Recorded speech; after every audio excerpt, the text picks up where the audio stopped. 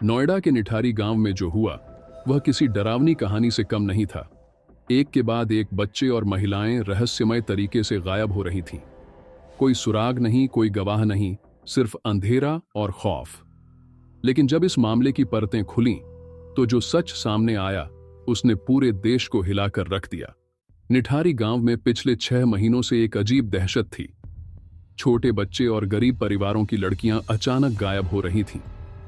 पहले लोग इसे सामान्य समझ रहे थे, लेकिन जब संख्या बढ़ने लगी, एक दिन 10 वर्षीय गुड़िया का घर से बाहर खेलने के लिए निकलना और फिर कभी वापस न आना इस मामले को और गंभीर बना गया।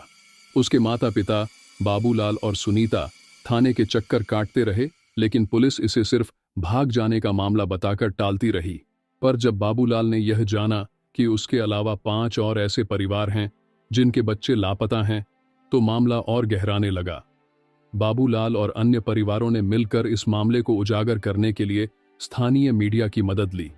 एक दिन जब एक पत्रकार रविंद्र अवस्थी इस मामले की तह तक जाने लगे तो उन्हें कुछ चौंकाने वाले तथ्य मिले।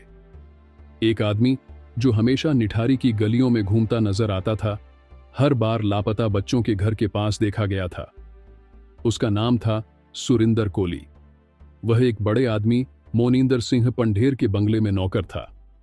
पत्रकार रविंद्र अवस्थी ने जब इस मामले को गहराई से जांचना शुरू किया तो वह पंढेर के बंगले के पास एक नाले के किनारे खड़े थे। तभी एक अजीब बदबू ने उन्हें झकझोर दिया। उन्होंने आसपास की मिट्टी हटाई और जो उन्होंने देखा उसने उनकी रूह कंपा दी। वहां छोटे बच्चों की हड्डियां दबी हुई थीं। अब मामला पुलिस तक पहुंचा और आखिरकार बंगले की तलाशी हुई। तलाशी के दौरान बाथरूम और फ्रीजर से कई शवों के टुकड़े बरामद हुए। जैसे ही पुलिस ने कोली को पकड़ा, उसने जो कबूल किया उसने सबके होश उड़ा दिए। उसने स्वीकार किया कि वह बच्चों को लालच देकर बंगले के अंदर बुलाता था, फिर उनका बलात्कार, हत्या और अंग भंग करता था। पुलिस को एक डायरी भी मिली जिसमें लापता बच्चों के नाम दर्ज थे। यह सबूत था कि यह कोई साधारण हत्या नहीं बल्कि एक भयानक नरसंहार था। कोली ने कबूल किया कि उसने मृत शरीरों के कुछ अंग खाए भी थे। जब मामला कोर्ट पहुंचा तो मोनिंदर सिंह पंढेर को भी गिरफ्तार किया गया, लेकिन बाद में कुछ विवादित फैसलों के बाद उसे निर्दोष घोषित कर दिया गया और सिर्फ सुरिंदर कोली को फांसी की सजा मिली। यहां से यह मामला और भी उलझ गया। क्या सच में मोनिंदर सिंह पंढेर निर्दोष था या फिर ऊंची पहुंच की वजह से वह बच निकला?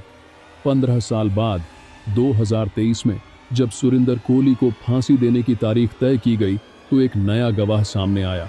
वह था रवि खन्ना, जो कभी मोनिंदर का नौकर था। उसने अदालत में हलफनामा दिया कि उसने खुद पंढेर को कोली को आदेश देते हुए सुना था। यह बयान आते ही मामला फिर से खुला। अदालत ने नए सबूतों के आधार पर मोनिंदर को दोबारा गिरफ्तार किया और यह साबित हुआ कि सुरिंदर कोली अकेले नहीं बल्कि पूरे सिस्टम का एक मोहरा था। सच्चाई के उजागर होते ही सुरिंदर की फांसी की सजा को उम्र कैद में बदल दिया गया। इस भयानक घटना ने पूरे देश को हिलाकर रख दिया, लेकिन अंत में इंसाफ की जीत हुई। यह कहानी हमें यही सिखाती है कि अपराध कितना भी छिपाया जाए, लेकिन एक न एक दिन सच्चाई सामने आ ही जाती है। गरीबों की आवाज को दबाया जाता है, लेकिन जब वे एकजुट होते हैं तो बड़े से बड़ा सच भी सामने आ सकता है।